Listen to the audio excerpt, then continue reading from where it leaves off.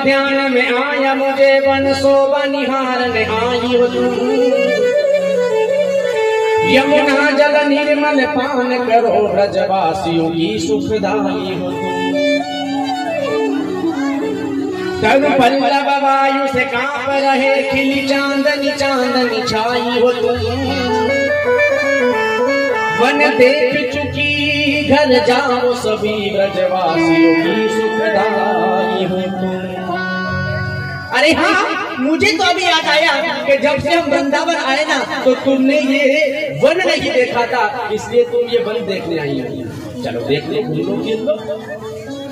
यमुना का जलपान कर लो और सभी तुम अपने अपने घर को जाओ, क्योंकि ब्रजवासी तुम्हारी इंतजार राह तक रहेंगे।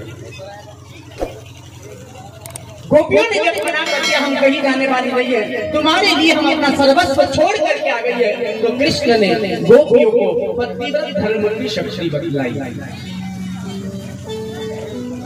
गोपियों, पतिव्रत धर्म में इतनी शक्ति होती है, इतनी ताकत होती है कि वो भगवान को भी झुकने पे मजबूर कर देती है। पतिव्रत धर्म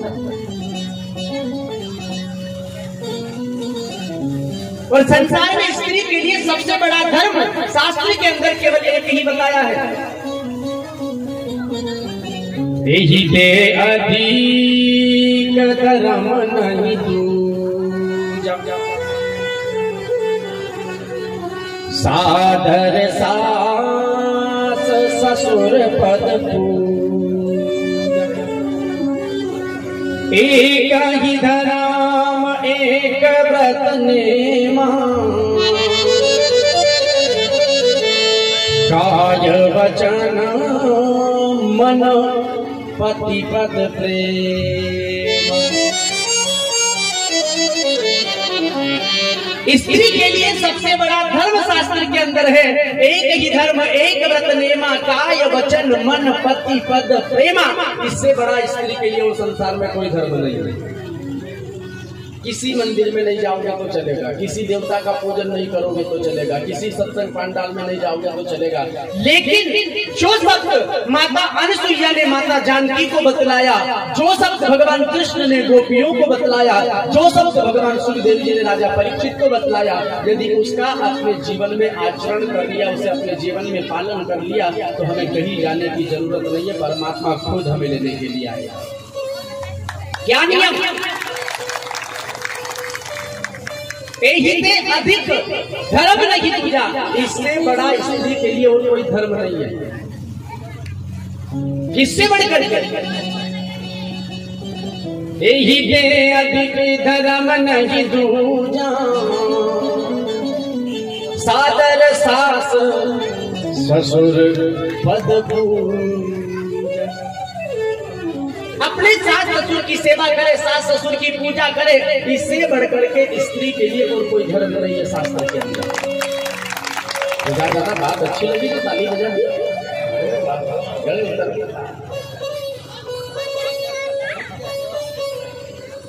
यहाँ बैठने वाली मेरी माताओं मेरी बहनों में आपसे पूछना चाहूँ कि कितनी बहनें यहाँ बैठी है जो अपने सास ससुर की सेवा करती, हाथ खड़ा कर दो तो राधे राधे। कितने हाथ खड़े होंगे? ईमानदारी से करना, कन्हैया का कैमरा लगाए।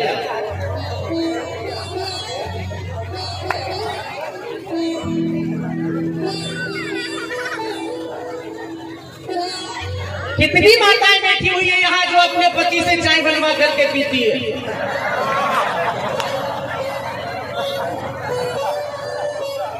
ज्यादा आप बनाते हो चाय?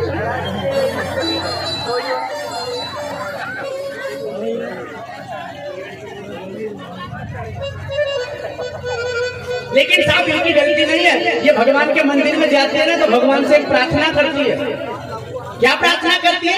ये आजकल की जो मेरी नई बहनें है ना, ये सब भगवान के मंदिर में, भोलेनाथ के मंदिर में जाती है ना जल चढ़ाने, तो नाक घिस घिस करके प्रार्थना करती है कि भगवान ये प्रार्थना सुन लेना।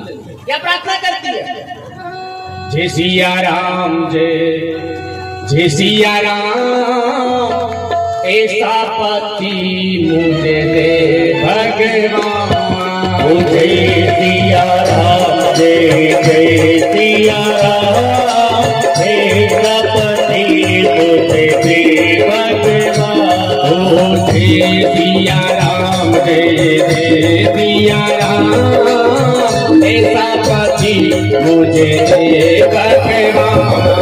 जय सिया राम, जय सिया राम, ऐसा पति मुझे दे भगवान। ऐसा पति चाहती है, निवेदन करते भगवान से। सुबह से उठ कर चाय बनावे, चाय बना कर मुझे जगावे। सुबह से उठ कर चाय बनावे, चाय बना कर मुझे जगावे। और कहे तो पियो मेरी जान, ऐसा पति मुझे दे भगवान। जय सिया राम, जय सिया राम, ऐसा पति मुझे दे भगवान। पहली तारीख को संग तालावे, संग ताला कर मुझे कमावे। पहली तारीख को संग तालावे, संग ताला कर मुझे कमावे। पहली तारीख को सन कालावे, सन काला कर मुझे कमावे। पहली तारीख को सन कालावे, सन काला कर मुझे कमावे। और कहे तो रखो मेरी जान, ऐसा पति मुझे दे भगवान। जय सिया राम, जय सिया राम, ऐसा पति मुझे दे भगवान। हर संडे को पिक्चर दिखावे, बाइक पे बिठा कर उज्जैन घुमावे। हर संडे को पिक्चर दिखावे, बाइक पे बिठा कर उज्जैन घुमावे। घिस करके बोटी कर देती है भगवान, चाहे दे या ना दे, पैसा दे या ना दे, कोई बात नहीं, लेकिन ये बात जरूर होना। कौन सी बात? हर संडे को पिक्चर दिखावे, बाइक पे बिठा कर डिनर करावे। हर संडे को पिक्चर दिखावे, बाइक पे बिठा कर डिनर घुमावे। और कहे मैं हूँ तेरा गुलाम, ऐसा पति मुझे दे भगवान। जय सिया राम, जय सिया राम, ऐसा पति मुझे दे भगवान।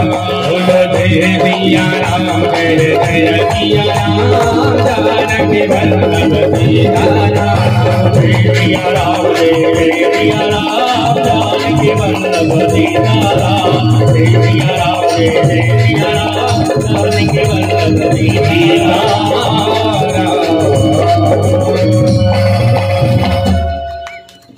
मुझे गुलाम भाइयों की जय हो।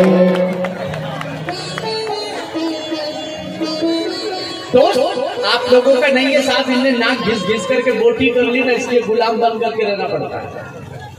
लेकिन एक बात ध्यान रखना मेरी माताओं, मेरी बहनों, आप यदि आपके पति को गुलाम बना करके रखोगी तो गुलाम की पत्नी क्या कहलाएगी? डॉक्टर की पत्नी डॉक्टर सही है, मार साहब की पत्नी मास्टर, और गुलाम की पत्नी दासी है।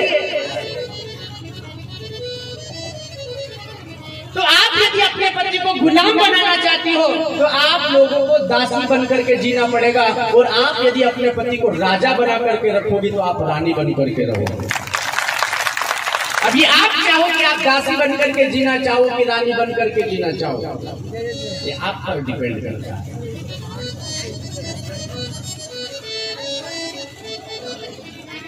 तो ध्यान देना मेरे बहन भाई, भगवान श्री श्याम सुंदर ने गोपियों को पतिव्रत धर्म की शक्ति बतलाई। आजकल तो साहब ऐसा जमाना आ गया है कि आधा काम घर का भाई साहब करता है। आप तो केवल चाय ही बनाते हो। अरे ये तो बात छोड़ो, हमने पूछा ना वहाँ तो बोले फोन लगा के घर उससे फिर बात करेंगे। तो भाभी को फोन लगाया कि गुरु जी ऐसा कह रहा है, करे कि नहीं करे?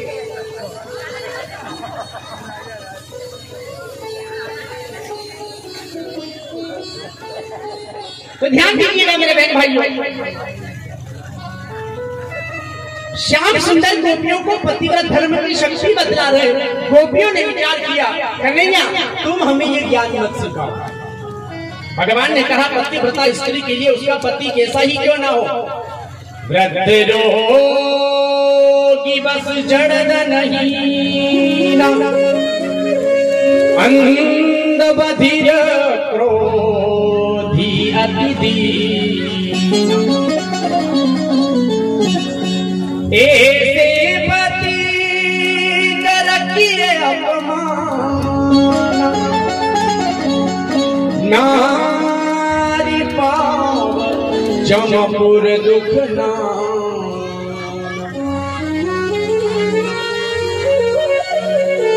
यहाँ तुलसी बाबा बतला रहे हैं कि पतिव्रता स्त्री के लिए उसका पति कैसा ही क्यों ना हो। कैसा ही तो मतलब अंध बधिर क्रोधी अति दीना, चाहे वो अंधा हो, चाहे वो बहरा हो, चाहे वो क्रोधी हो, चाहे वो दीनहीन हो, चाहे वो मूर्ख हो, चाहे उसका पति लंगड़ा हो, चाहे उसका पति निर्धन क्यों ना हो, ऐसे पति कर किए अपमाना। ऐसे पति का यदि पतिव्रता नारी स्वप्न में भी अपमान करती है, ऐसे पति का अंत बधिर क्रोधी अति दीना, वृद्ध रोगी बस जड़ धन जीना, चाहे वो बूढ़ा हो, चाहे वो कैसा ही क्यों ना हो, ऐसे पति का भी यदि पतिव्रता नारी स्वप्न में अपमान करती है ना, तो बाबा तुलसी बाबा कह रहे हैं कि वो नारी ही यमराज की पूरी में जाकर के यातना भोगती है। मैं नहीं कह रहा हूं, नारी पाए जमपुर दुख नाना, वो यमराज की पूरी में अनेक प्रकार के दुखों को भोगती है। मेरी बहनों, आज यदि आप अपने सास ससुर की सेवा करोगी तो कल आने वाली आपकी बहू आपकी सेवा करेगी, और आज सेवा आपने नहीं की ना तो कल आने वाली बहू राधे राधे जूता देगी। क्योंकि आज कई चीजें नई नई आ रही है ना, साहब क्या कहा जाए, हाँ कितनी संसार का।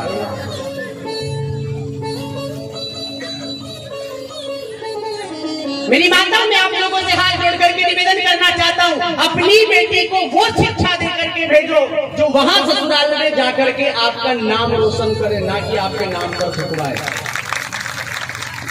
ध्यान देना मेरी बहनों, मैं आप लोगों से भी कहना चाहता हूँ, यदि आप ससुराल में जाकर के गलती करोगी ना तो आपकी वजह से आपके माँ बाप को गालियां पड़ेगी।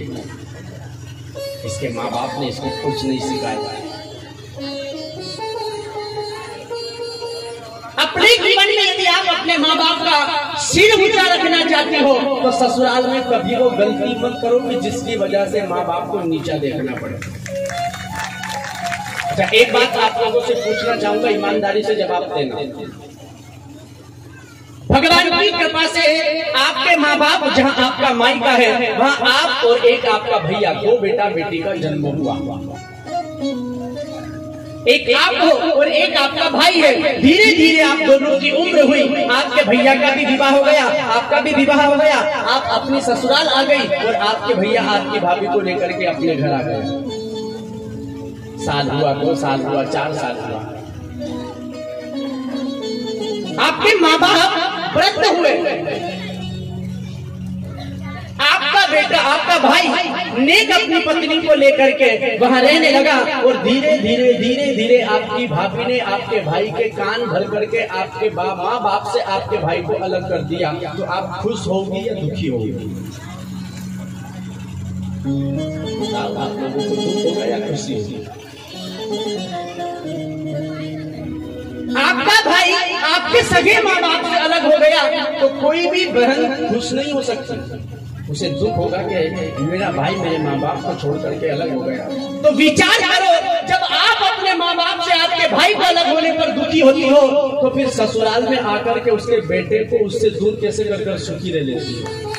फिर यहाँ पे बड़ा सुख मिलता। सगा भाई सगे माँ बाप से दूर हुआ तो दुख हो रहा है, लेकिन ससुराल में उन्हीं माँ बाप के बेटे को लेकर के हम अलग हो रही है और वो माँ बाप दर दर की ठोकर खा रहे हैं। इसका जिम्मेदार कौन है? क्षमा चाहूंगा मेरी बहनों, लेकिन आप 40% जिम्मेदार हो और 60% जिम्मेदारी औलादें होती है, वो बेटा होता है। लाई गई पराये घर से 40% जिम्मेदार है, क्योंकि वो तो पराये घर की थी। लेकिन जिसको अपने गर्भ में रख करके, अपने कोख में रख करके जन्म दिया, वो नालायक औलाद किसी और के बहकावे में आकर के अपने माँ बाप को छोड़ दे, तो उससे बड़ा जिम्मेदार और इस दुनिया में कौन होगा मेरे बहन? ज्यादा जिम्मेदार वो बेटा है। मैं कहना चाहता हूं उन बेटों से, यदि ऐसी पत्नी आपके घर आए तो उससे कह दो, यदि तुझे रहना है तो मेरे माँ बाप के साथ में रहना होगा, अन्यथा तू तेरे मायके जा सकती है। मेरे बहन भाइयों, माँ होती है। आप माँ बाप को छोड़ करके अलग रह लो, लेकिन माँ बाप फिर भी अलग रहने पर आपकी चिंता करते हैं, मेरा बेटा ना जाने कैसे रह रहा होगा। लेकिन बेटा कभी माँ बाप की चिंता नहीं करता है। मैं कहना चाहता हूं मेरे बहन भाइयों, अपने जीवन में सब कुछ सह लेना, हर दर्द सह लेना, लेकिन कभी माँ बाप से जुदाई का दर्द मत सहना। माँ बाप से जुदा मत होना। माँ बाप से बड़ी दौलत बेटा के लिए इस दुनिया में और कोई नहीं हो सकती। और मेरी बहनों, मैं आपसे हाथ जोड़कर के निवेदन करता हूँ, उस बेटे को कभी अपनी माँ से जुदा करने की कोशिश भी मत करना, अन्यथा आपकी आने वाली जो औलाद होगी ना,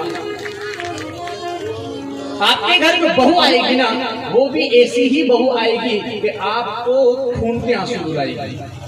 आज आप तो उसे आंसू पानी वाले रुला रही हो, लेकिन आपकी बहू ये देखेगी ना तो आपको खून के आंसू रुलाएगी। इसलिए मेरी बहनों, परिवार में सद्बुद्धि, वैसे मैं कहना चाहता हूँ, बेटियों की ही गलती नहीं होती, बहुओं की ही गलती नहीं होती, सास भी गलत होती है। सास भी गलत हो सकती है, लेकिन मेरे बहन भाइयों, हमारे ही शरीर का अंग यदि पैर में चोट आ जाए, पैर यदि टूट जाए, तो क्या उस पैर को कटवा दिया जाता है? हाथ में यदि थोड़ा सा घाव हो जाए तो क्या हाथ को कटवा दिया जाता है? मान लिया जाए सासू थोड़ी गलत है, तो कोशिश करो कि वो सुधर जाए। थोड़ा सा एक वाक्य आप लोगों को सुना दूं, क्योंकि समय 2 बज चुका है। एक बार क्या हुआ, एक बेटी का विवाह हुआ। बाप है, मां मर गई है, बाप ने अपनी बेटी का विवाह किया अच्छे घराने में। अब बेटी का विवाह किया, बेटी ससुराल चली गई, धीरे धीरे धीरे धीरे ससुराल में रहने लगी। अब ससुराल गई ना, तो ससुराल में जो उसकी सास अपनी बहू से बड़ा प्रेम करने लगी। मेरी बेटी लक्ष्मी के समान है, मेरी बहू लक्ष्मी है। बहू भी गई ना, तो बहू ने कह दिया, सासू मां, आज से आपको कोई काम नहीं करना, जो भी काम है मैं करूंगी, जो भी करना हो आप मुझे बतला दिया करें, मैं करूंगी। ठीक है बेटी। तो अब सासू जी फ्री हो गई, तो सासू जी आस पड़ोस में जाती ना अपनी सखियों के साथ बैठने, सहेलियों के साथ बैठने, अरे राम राम, मेरे तो भाग्य खुल गए, मेरे घर तो ऐसी बहू आई है कि मुझे कुछ काम नहीं करने देती, मैं तो आराम से पटलन की तरह बैठी रहती हूँ, मुझे तो बड़ा सुख है, मेरी बहू ऐसी है, मेरी बहू वैसी है, बड़ाई करने लगी। साल हुआ, 2 साल हुआ, 4 साल हुआ, बहू अपने मायके गई, तो मायके में उसकी सहेलियों के बीच में बैठ गई है। सहेलियों के बीच में बैठ करके आपस में चर्चाएं होती है, आपस में अपना जीवन चरित्र बतलाती है। अरे तू तो बात भी नहीं करती, इतनी क्या ससुराल जाकर के व्यस्त हो गई? बोले क्या करूं, मुझे दिन भर काम करना रहता है, मेरी सासू जी की सेवा करती हूँ, दिन भर झाड़ू पोछा बर्तन रोटी कपड़े ये सब काम। तू सारा काम अकेली करती है? हाँ सारा नहीं करती हूँ। अरे राम राम, मर जाएगी। मैं तो मेरे घर में ऐसा करती हूँ कि आधा काम मेरी सासू माँ करती है, आधा मैं करती हूँ और आराम से चैन से रहती हूँ। अब पट्टी पढ़ा दी साहब, सखियों ने पट्टी पढ़ाई। अब दिन 4 दिन 10 दिन रही और ससुराल गई। 4 साल 5 साल बाद वो बहन ससुराल गई।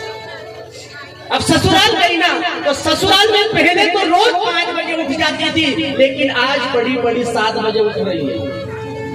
क्या करना मुझे, काम ही तो करना है, कर लूंगी।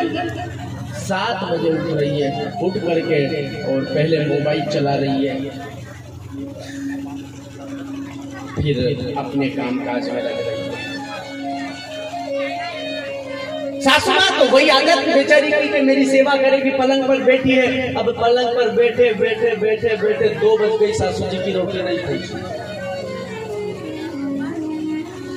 सासू जी ने विचार किया बेचारी भूल गई होगी, गई ना अपनी बेटी के पास, बहू के पास, बहू आज क्या हुआ, तुझे मुझे रोटी ला के नहीं दी, भूख लगी है। बोले अम्मा आप ही आ जाए,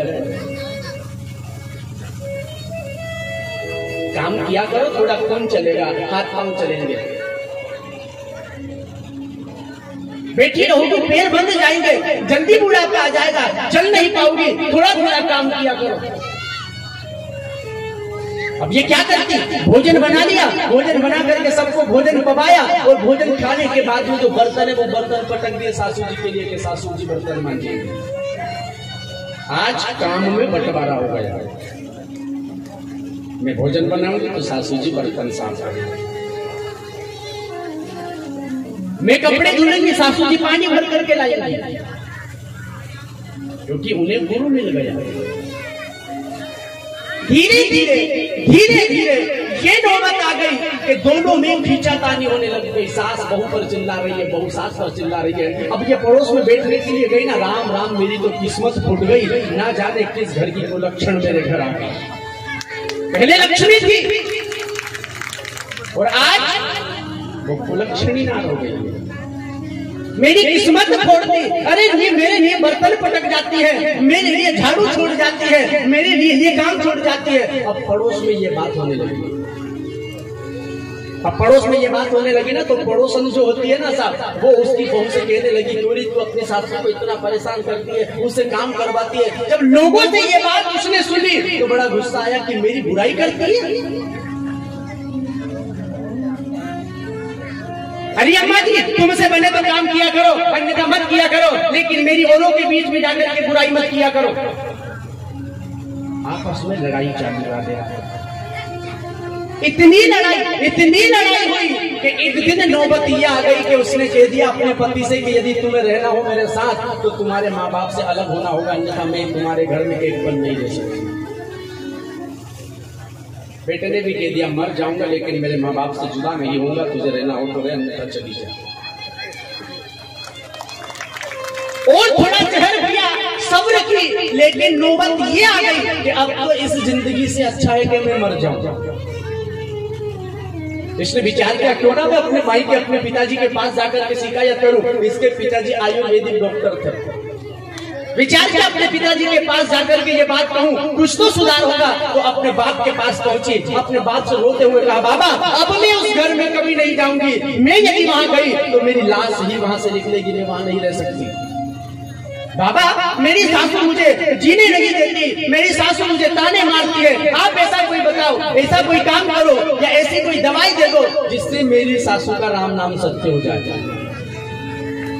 बाप ने कहा बेटी तेरी सासू इतना परेशान करने लगी कि वो मर जाए। बोले हाँ वो ज्यादा दिन नहीं जीना चाहिए, वो मर जाए, ऐसी कोई दवाई दे दो। तो आयुर्वेदिक डॉक्टर था, उसने क्या किया, अच्छी सी दवाई बनाई।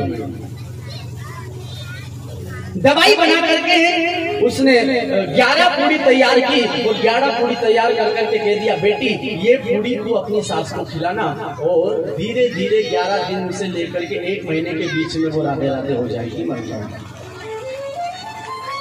ठीक है बाबा। अब ये वो पूड़ियां लेकर के पहुंची ना अपने ससुराल, तो ससुराल में जाने के बाद इसने क्या किया, यदि सासू जी से मैं लड़ाई करूंगी तो सासू जी मेरे हाथ का खाएगी नहीं। सासू जी से मैं प्रेम से रहूंगी तो ये मेरे हाथ के द्वारा खाएगी, इसलिए क्या करूं? तो इसने क्या किया, पूड़ियों को तो रख दिया, बोले पहले प्रेम हो जाने तो फिर खिलाएंगे। तो जाकर के सासू जी को प्रणाम किया, सासू माँ प्रणाम, मुझसे भूल हो गई, आप मुझे माफ करो, आज के बाद आपको कोई काम करने की जरूरत नहीं है, सारा काम मैं करूंगी, क्योंकि उसे मारना है। आज से सारा काम मैं किया करूंगी। सासू ने विचार किया, क्या हुआ, कोई गुरु मिल गया होगा। ठीक है बेटी, अब धीरे धीरे प्रेम होने लगा। अब ये क्या करती, भोजन बनाती, और भोजन बना करके दाल सब्जी में वो पूरी डाल करके मिला करके सासू जी को खिला करके आ जाती। एक दिन हुआ, 2 दिन हुआ, 4 दिन हुआ, जो सास अपनी बहू पर चिल्लाती थी, रोज नाराज होती थी, आज उसने विचार किया, मैं भी कितनी अभागिन हूँ, मुझे इतनी अच्छी बहू मिली जो मेरी सेवा करती है, मुझे इतनी अच्छी बहू मिली जो मेरा लालन पालन, मेरी देखभाल करती है, और मैं उसे बहू समझ रही थी। अपनी बहू के पास गए और कह दिया, बेटी आज से तू मेरी बहू नहीं, आज से तू मेरी बेटी है, मैं तुझे बेटी की तरह प्रेम करूंगा, आज से तू मेरी बेटी। धीरे धीरे वो अम्मा अपनी उस बहू से ऐसा प्रेम करने लगी जैसे एक माँ अपनी सगी बेटी से प्रेम करती, इतना प्रेम वो बूढ़ी अम्मा करने लगी। अब धीरे धीरे जब प्रेम बढ़ने लगा ना, तो जो बहू थी रोज पूड़ी खिलाती थी, रोज दवाई खिला देती थी, मरने वाली, धीरे धीरे 11 ही पूड़ी खिला दी, और आज उस बहू का भी उस सासू के प्रति इतना प्रेम हो गया कि वो उसे माँ मानने लगी। तू तो मेरी माँ की तरह है। मैंने मरने के बाद मेरी माँ को नहीं देखा, थोड़ी मैं बचपन में थोड़ी सी थी, जबकि मेरी माँ मर गई, मैंने माँ की ममता क्या होती है, माँ का प्रेम क्या होता है, ये नहीं देखा। आज मैं सासू से माँ का प्रेम पा रही हूँ। मैं कितनी अभागिन हूँ जो सासू को मारने की कोशिश कर रही थी। अपनी सास से कहा, सासू जी आप यदि कहो तो मैं अपने मायके अपने पिताजी से मिलकर के आ जाऊँ। बड़ी दुखी है। अब सास और बहू का प्रेम माँ बेटी का हो गया ना, तो सासू जी ने कह दिया, बेटी कोई बात नहीं, तेरी जब जहाँ इच्छा पड़े जा, तेरा मन करे तो यहाँ रे, तेरा मन करे तो वहाँ रे, वो भी घर तेरा है, ये भी घर तेरा है, तू मेरी बेटी है, जहाँ तेरी इच्छा हो वहाँ रहे। अब इतना प्रेम जब उसने देखा, बड़ा पश्चाताप हुआ।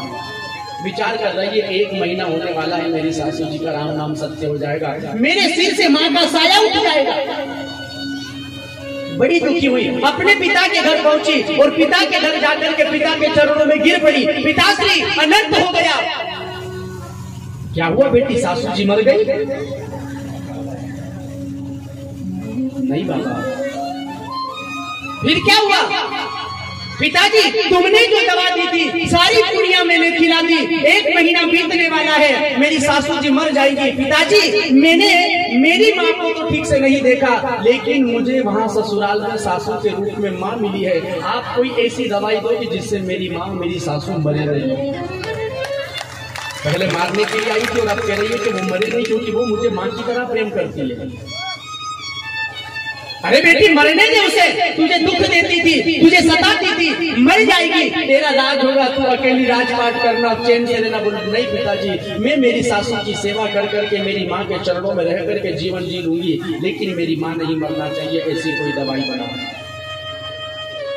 बाप ने जब बेटी के चेहरे पर पश्चाताप देखा, पछतावा देखा, प्रयाश्चित देखा, देख लिया कि अब बेटी के मन में सासू के प्रति सच्ची ममता उमड़ चुकी है, अब ये उसे माँ मान चुकी है। बाप ने कहा, बेटी मैंने तुझे जो दवाई दी थी ना, वो कोई मरने वाली दवाई नहीं थी, उससे मरा नहीं जाता था। मैंने तो केवल तुझे समझाने के लिए ये एक नाटक किया था, एक वृक्ष की छाल की राख बना करके तुझे दे दी थी, ताकि तुझमें और तेरी सासू के अंदर दोनों में प्रेम हो जाए। ये प्रेम बनाने के लिए मैंने केवल ये नाटक किया था। जा बेटी, तेरी सासू का कुछ भी नहीं होगा। आज अपनी ससुराल पहुंची ना, माँ के चरणों से लिपट गई, बड़ा प्रेम मेरा। मैं कहना चाहता हूँ मेरे बहन भाइयों, अपनी उस माँ को, अपने उस पिता को ये फर्ज बनता है कि अपनी बेटी को वो शिक्षा दे कि बेटी ससुराल में तू जा रही है ना, तो ससुराल में तेरी सास, तेरे ससुर सास ससुर नहीं है, तेरे माँ बाप है। और उन्हें आज से हमें भूल करके जितना प्रेम तू हमसे करती है ना, उससे ज्यादा अपने सास ससुर से प्रेम करना, तो तू बेटी बन करके रहे। और बात सत्य है मेरे बहन भाई। मैं निवेदन करना चाहता हूं मेरी आज की बहनों से हाथ जोड़ करके, सासू यदि गलत हो तो भी उनके बीच में जीने की कोशिश करो। सासू है, कितने दिन रहेगी? सासू यदि सासू करते भी निकले ना सांप की तरह, तो भी नीचे गिर जाएगा। आज नहीं कल, कल नहीं परसों, जब सास के मन में ये भाव आ जाएगा कि मैं इसे इतना डांटती हूँ, इस पर इतना चिल्लाती हूँ, इसे इतना अपमानित करती हूँ, उसके बाद भी ये मेरी सेवा करती है, उसके बाद भी ये मेरी देखभाल करती है, तो जो सासू है ना, वो भी गाय की तरह हो जाएगी। मेरी माता, मेरी बहन, वो भी अपनी बहू को बेटी मानने लग जाएगी। मेरा निवेदन केवल इतना सा है कि अपने सास ससुर को ही अपने माँ बाप, आपके माँ बाप जहाँ से आप जन्म लेकर के आई ना, मर जाओगे, लेकिन वहां इतना फर्क नहीं पड़ेगा। आपके माँ बाप जिन्हें आप इतना प्रेम करते हो, वो मर जाएंगे ना, तो मरने के बाद टेलीफोन आएगा, तब रोती रोती जाओगी। लेकिन यहाँ 24 घंटे जिस माँ बाप की आंखों के सामने हम रहते हैं, उनसे लड़ाई कर करके, उन्हें भला बुरा कह करके रह रहे हैं, तो हमसे बड़ा अभागी इस दुनिया में और कौन है? मेरी बहनों,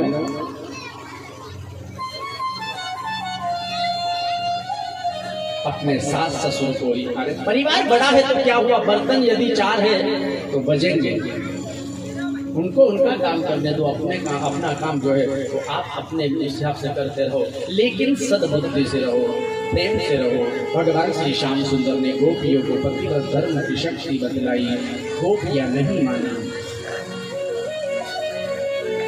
भगवान श्री श्याम सुंदर गोपियों को लेकर के जब पहुंचे ना, तो गोपियों के मन में अभिमान हो गया कि कृष्ण हमसे इतना प्रेम करता है कि अपनी जिद उसे छोड़ना पड़ी। तो गोपियों के मन में अभिमान आ गया। और परीक्षित, जहां अभिमान आ जाता है वहां परमात्मा एक पल भी नहीं टिकता है। बढ़ता रहे वियोग में जो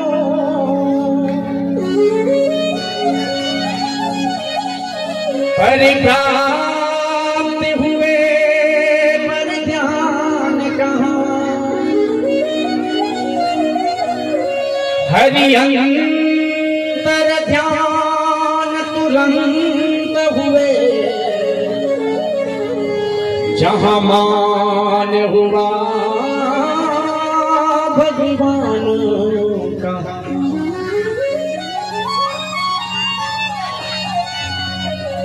गोपियों के मन में जब एक अभिमान आ गया ना कि कृष्ण केवल हमसे इतना प्रेम करता है कि हमारे लिए अपनी जिद छोड़ दी, अभिमान आया ना, तो कृष्ण समझ गया कि गोपियों को अभिमान आ गया है, तो एक गोपी को लेकर के अंतर ध्यान हो गया।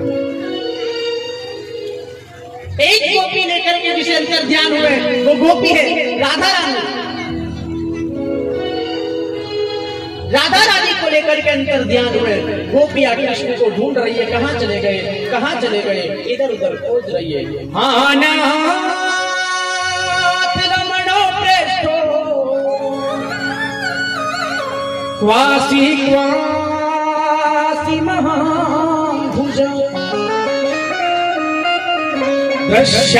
दृश्यास्ते कृपणया में सफेदर सयसन्निधि। पहले मुख चंद्र दिखा करके, फिर वियोग कराया क्यों, चरणामृत स्वाद चखा करके, फिर विष का प्याला पिलाया क्यों। बस एक ही बार हंसा करके इसी भांति हमें रुलाया क्यों, जब मन में मोह नहीं रखते, मनमोहन नाम धराया क्यों। हे गोविंद, हमसे दूर जाना ही था तो पहले अपना ये मुखमंडल हमें क्यों दिखलाया। यदि वियोग देना ही था तो ये अपना मुखड़ा नहीं दिखाता। यदि जहर गिराना था तो अपने अधरों से हमें अमृत का पान नहीं करवाना था। इस तरह बुला करके यदि जाना ही था तो हंसाने के लिए हमारे बीच में आना नहीं था। तेरे मन में इतना भी मोह नहीं है, ना जाने किस मूर्ख पंडित ने तेरा नाम मोहन रख दिया। तेरे अंदर तो तनिक भी मोह नहीं है और तुझे लोग मोहन कहते हैं। गोपियां विलाप कर रही है, रो रही है, राधा रानी को लेकर के चले ना, तो राधा रानी ने कह दिया कन्हैया अब मुझसे भी नहीं चला जा रहा है। तो कन्हैया ने कहा कोई बात नहीं, तू नहीं चल सकती ना तो ला आ और आकर के मेरे कंधे पर तो बैठ, मैं तुझे लेकर के चलता हूँ। श्याम सुंदर नीचे बैठे,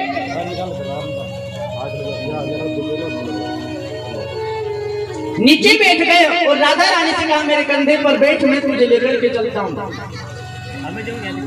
सुकुमार स्वभाव से कोमल है, बड़ा कष्ट उठा कर संग पधार, प्रिय कंधे पे बैठ हमारे चलो, कहते हुए बैठ गए बनवा।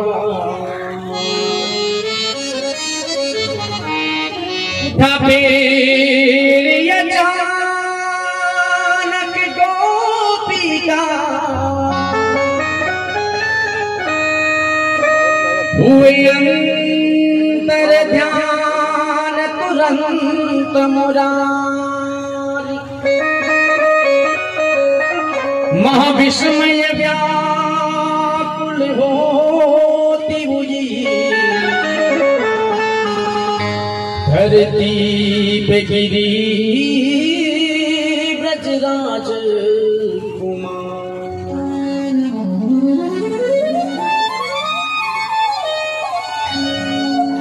जैसे ही राधा रानी कंधे पर बैठने लगी ना, परीक्षित श्याम सुंदर राधा रानी को छोड़ करके वहां से भी अंतर ध्यान हो गया।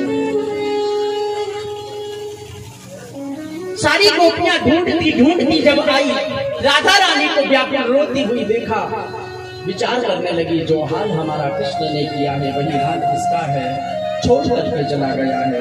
निवेदन कर रही है सारी गोपियां कृष्ण से, हे कन्हैया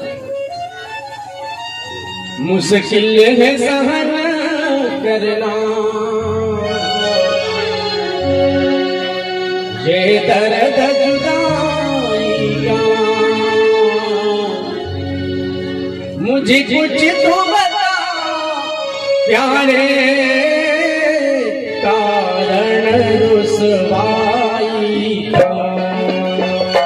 मुश्किल है सहन करना, ये दर्द जुदाई का, मुझे कुछ तो बता प्यारे कारण रुसवाई का। मुश्किल में सहन करना, यह दर्द जुदाई का, मुश्किल है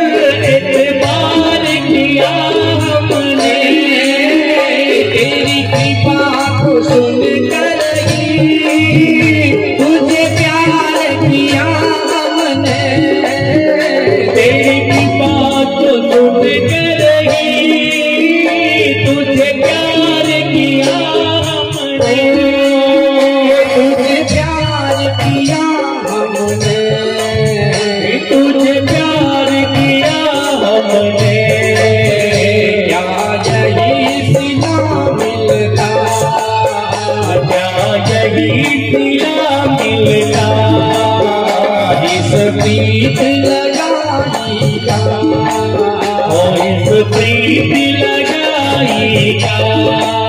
मुझे कुछ तो बता प्यारे कारण रुसवाई का, मुश्किल है सहन करना ये दर्द जुदाई का। मुझे कुछ तो बताना मेरे प्रीत सबाई का।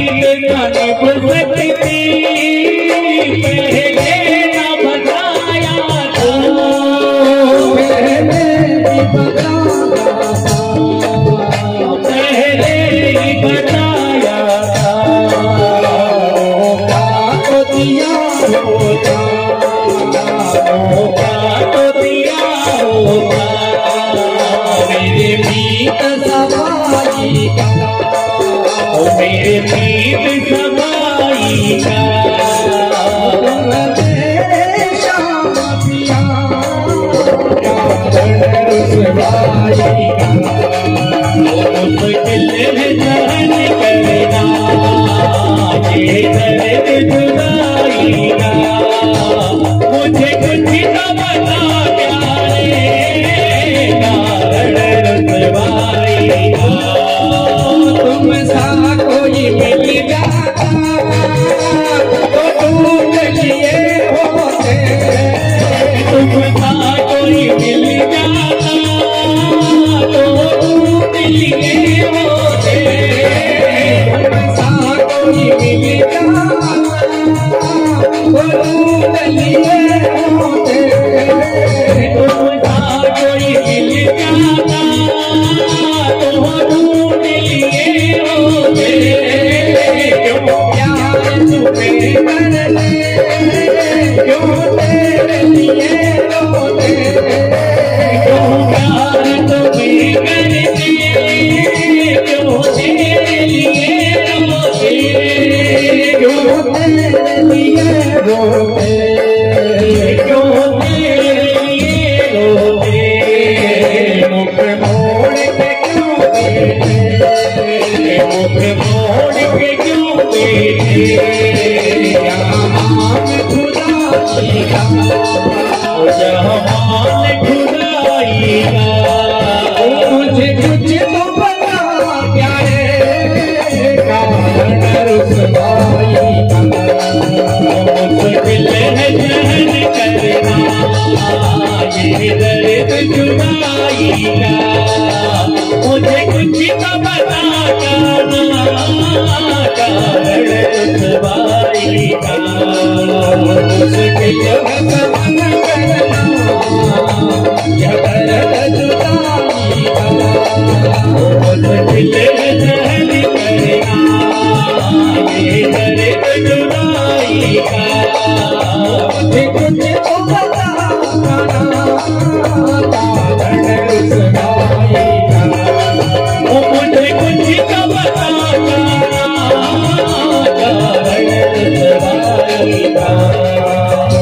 कारण रुसवाई का। सवाई का कारण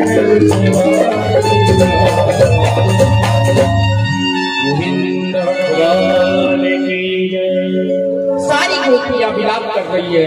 राधा रानी मिली, राधा रानी के साथ में सारी गोपियां रोती हुई कृष्ण को ढूंढ रही है। और हे परीक्षित, जब वियोग असह्य हो गया, अब जिया नहीं जाता। ब्रजराज वियोग असह्य हुआ, ब्रज सुंदरी प्राण लगी तजने। जब वियोग असह्य हो गया कि अब कृष्ण के बिना जिया नहीं जाता, उसके बिन एक पल रहा नहीं जाता, तब सारी गोपियां यमुना के तट पर पहुंची और यमुना में कूद करके अपने प्राण त्यागना चाहती है कि उस कृष्ण के बिना एक पल नहीं जीना, इससे तो अच्छा है कि हम अपने प्राणों को त्याग दें, मर जाएंगे। यमुना जल में हम जाकर के मेरे श्याम वहीं मर जाएंगे। तुमने जो ऐसा शाम किया, किसको अपना बनाएंगे हम, किसको अपना बनाएंगे मेरे श्याम।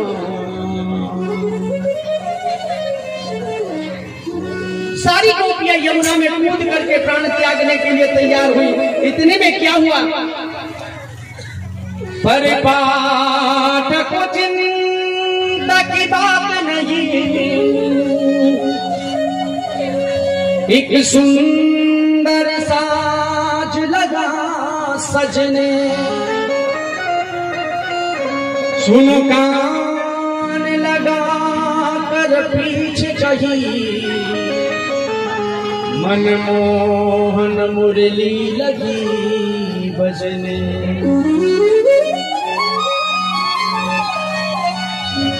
गोपियां यमुना में कूद करके प्राण त्यागने के लिए तैयार हुई। इतने में एक गोपी ने कहा, रुको रुको तो सही, पीछे सुनो तो सही। पीछे गोपियों ने देखा तो कृष्ण बंसी बजा रहे हैं। दौड़ करके सारी गोपियां कृष्ण के पास गई और जाकर के किसी ने कृष्ण को अपनी बाहों में भर लिया, कोई चरणों से लिपट गई, कोई शरीर से लिपट गई है। हे परीक्षित, एक गोपी ने कृष्ण से कहा, कन्हैया इस तरह हमें क्यों सताते हो?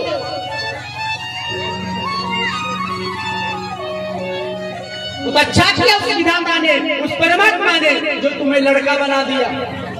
सुंदर भाव गोपियों को घुंघरानी लटा लटके मुख पर, अलिका वाली सांझ सवारन के, लखिया ठंडी गजरारी घटा, चल जा बढ़ जा लवारन के। कहूँ साच को आज कहाँ सजनी, यहाँ बात कहेंगी हजारन ते। नंदलाल यदि तुम हो लली, गले कट जात हजारन के। वो तो उस विधाता ने, उस परमात्मा ने अच्छा किया जो तुझे लड़का बना दिया। यदि वो परमात्मा तुझे लड़की बना देता ना कन्हैया, तो ना जाने कितने राजा लोग उससे विवाह करने के लिए लड़ लड़ करके मर जाते। कितना सुंदर नंदलाल यदि तुम होते लली, तो गले कट जाते हजार। भगवान ने जब गोपियों के ये भाव देखे ना साहब, तो क्या किया, सभी गोपियों को अपने साथ में लिया, निधिवन पहुंचे, एक गोपी एक कृष्ण, एक गोपी एक कृष्ण, एक गोपी एक कृष्ण, ऐसे अनेक झुंड बना लिए और सभी गोपियों के साथ में 6 महीने की रात्रि कर करके मेरे भगवान श्री श्याम सुंदर ने सुंदर रास रचाया। राधा नाचे कृष्ण नाचे, नाचे गोपी जन, मन मेरो बन गयो सखी रीबो ब्रज वृंदावन। बहुत सुंदर रास का वर्णन, रास रचाया। 6 महीने की रात्रि कर करके सवेरा सारी गोपियां अपने अपने घर